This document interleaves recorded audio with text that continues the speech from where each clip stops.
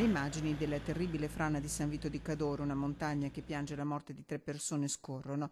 In Riviera del Brenta la gente è vicina a questo nuovo dramma, ma continua a vivere tristemente il suo e risponde creando un'associazione che riunisce le famiglie colpite dal tornado, 80 in tutto, dei 3 comuni, Dolo, Pianiga, Mira.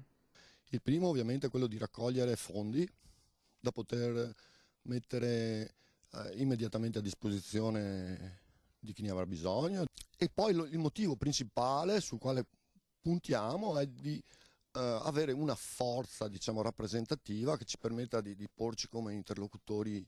Tenere accesi i riflettori, alta l'attenzione, e poi gestire i fondi che vengono raccolti in modo diretto perché possono arrivare in modo più tempestivo a chi ne ha davvero bisogno. Il problema vero è stato il tipo di informazione che c'è stata. Qui c'è della gente che non ha più un tetto. Sa di cosa parla Francesco Gislon? Dall'8 luglio con la moglie e il figlio vive in un appartamento messo a disposizione da amici. La sua casa, in via Fratelli Bandiera a Dolo, non ha più un tetto, così come quella di Daniele Pettenò. Anche lui è uno sfollato, con la madre vive a Mira. Sono in un appartamento dove il comune gentilmente paga l'affitto per 6 mesi. Il preventivo del tetto 80.000 euro, sulla casa ancora un mutuo da 70.000, 150.000 euro solo per la sua famiglia. Come pensa di pagare tutti questi soldi? Non ho valida idea, perché i risparmi non sono neanche la metà, nel senso neanche la metà del danno che devo fare, solo per il tetto.